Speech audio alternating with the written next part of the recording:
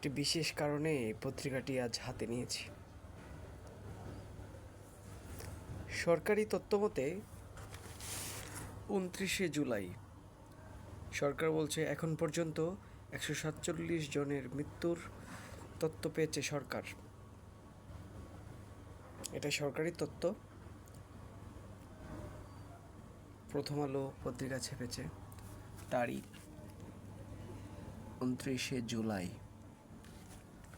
প্রধানমন্ত্রী সেদিন বলছিলেন হত্যাকাণ্ডে জড়িতদের খুঁজে বের করতে সরকারের প্রচেষ্টা থাকবে। ভিডিও বার্তায় সেদিন বৈষম্য বিরোধী ছাত্র আন্দোলন ভিডিও বার্তায় কর্মসূচি প্রত্যাহারের ঘোষণা ৬ জন সমন্বয়কের, এবং একটা সমীক্ষা প্রতিবেদন করেছিল প্রথম আলো। নিহত ১১৩ জন, কম বয়সী শিক্ষার্থী ৪৫ জন। এখানে তাদের একটা ডেমো দেওয়া হয়েছে। শিক্ষার্থী ৪৫, দোকান, হোটেল, বিক্রয় কেন্দ্র ইত্যাদি কর্মী ২৫, ক্ষুদ্র ব্যবসায়ী ও হকার ১৬, দিনমজুর ও সমজাতীয় ১১, গাড়ি, ট্রাক, রিক্সা, ভ্যান চালক ও সহকারী ১৩ জন, পুলিশ ও আনসার ৪, সাংবাদিক ৪, চাকরিজীবী ৮, পোশাক শ্রমিক ও কর্মী ৫, অন্যান্য পেশার আরও ১৯ জন। তো এখানে আন্দোলনটা শিক্ষার্থীদের, অথচ নিহতের সংখ্যায় এখানে লক্ষ্য করা যাচ্ছে শিক্ষার্থী শুধু মাত্র ৪৫। ১১৩ জনই অন্য যে কোনো অন্য পেশার মানুষ। তো বোঝাই যাচ্ছিল এখানে আন্দোলনটাকে তৃতীয় পক্ষ ঢুকে গিয়েছিল এই আন্দোলনে।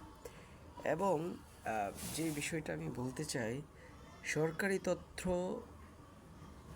২৯শে জুলাই ১৪৭, আর বেসরকারি প্রতিবেদন বলছিল ২০৩, প্রথম আলো এবং ডেইলি স্টার।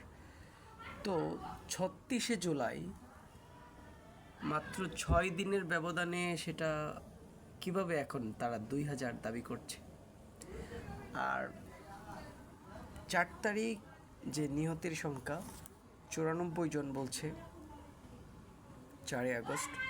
এর আগে তেমন ২৯শে জুলাই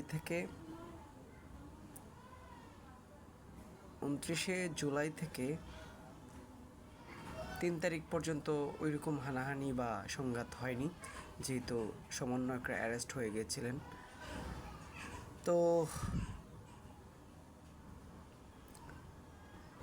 আমি এটাই বলতে চাই যে ৪ তারিখে আমি যদি আরও ৯৪ জন যোগ করি, তারপরেও সংখ্যাটা ৩০০। আর ৫ তারিখ সকালেই ডিসিশন হয়ে যায় যে ক্ষমতা হস্তান্তর হবে, শেখ হাসিনা পদত্যাগ করবেন এবং সমস্ত রাজনৈতিক দলের নেতাদের, সেনাবাহিনীর সদস্যরা তাদের বাসায় গিয়ে টুকিয়ে তাদেরকে ক্যান্টনমেন্টে হাজির করেন। তো শহীদ মিনারে সেদিন হয়তো লাঠি চার্জ হয়েছে, কিন্তু কোনো পুলিশ, কোনো অন্যান্য বাহিনী, যেহেতু সেনাপ্রধান বলেছিলেন যে আর কেউ গুলি করবেন না, আমরা দায়িত্ব নিচ্ছি সব কিছুর। তো কিভাবে এই সংখ্যাটা এখন তারা হাজারের অধিক দাবি করছে, মানে বিষয়টা কত হাস্যকর। আর আরেকটি বিষয় হচ্ছে যে সরকারিভাবে এটা হয়তো তারা ১৫০০-র অধিক দাবি করছে, হাজারের উপরে, কিন্তু সরকারি তথ্য বলছে ৭০০, আমি যদি ভুল না করি ৭৩৭ জন মেবি। পরপর আবু বকর আর একটা ছেলে মারা যায়, ওই ২ জন মিলে হয়তো ৩৯ হতে পারে সেই সংখ্যাটা, ৭৩৯। তো তারা এখন সহস্রাধিক, কখন কেউ বাড়িয়ে ২ সহস্রাধিক দাবি করে। তো বোঝাই যাচ্ছে যে নিহতদের সংখ্যা নিয়েও তারা একটা পাবলিক সিম্পেথি আশা করছে। তারিখটা খেয়াল করুন, 29শে জুলাই। নিহতের সংখ্যা 100, সরকারি তথ্য 147, বেসরকারি তথ্য 203।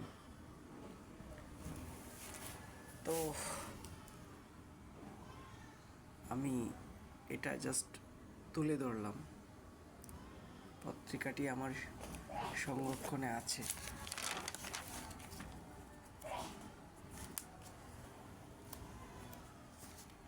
সেদিন প্রধানমন্ত্রী নিহতদের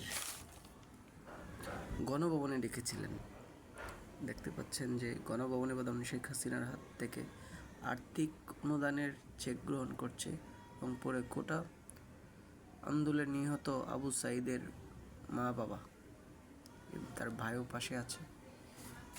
এই খবরটাও সেদিনের।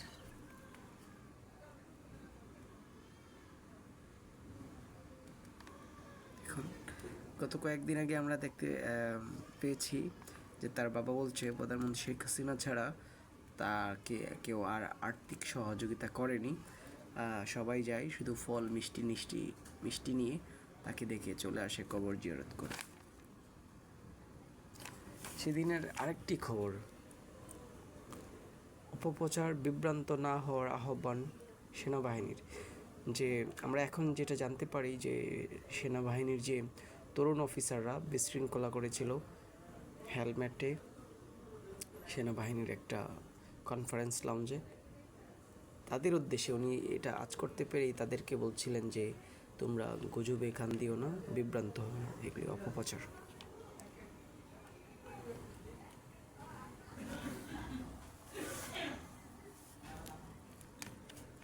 এই যে ওবায়দুল কাদের সাহেবের এই কথাটাই সবচেয়ে বেশি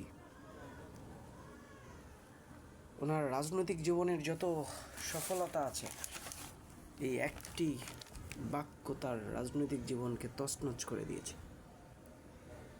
পরবর্তীতে এটাকেই তারা টার্গেট করে নিয়েছে। আমি এই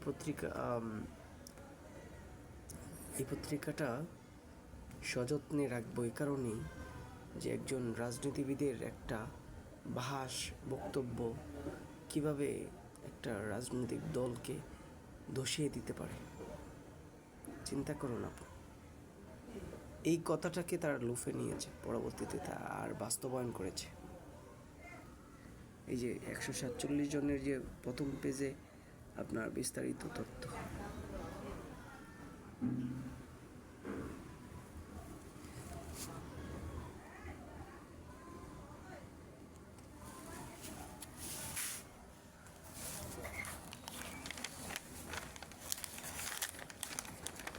এই যে এই খবরটা দেখেন, অনেক মানুষ রাস্তায় বেরিয়ে, মানে যারা আন্দোলনের সাথে সম্পৃক্ত নাই, তারা বেরিয়েছিলেন কিস্তির টাকা জোগাড়ে, প্রাণ গেল গুলিতে। মানে কি বলবো,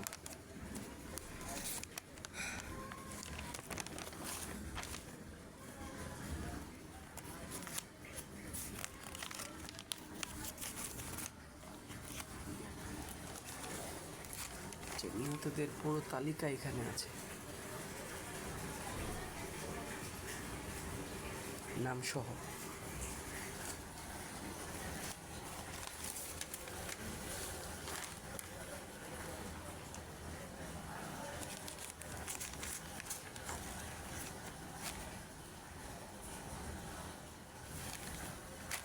সেদিন আক্তার হোসেন অ্যারেস্টেড ছিল।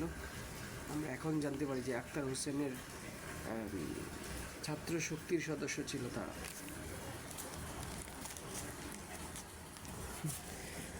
আজকে তারা এখন রাস্তায় নামে না, তাদেরকে চিনে রাখুন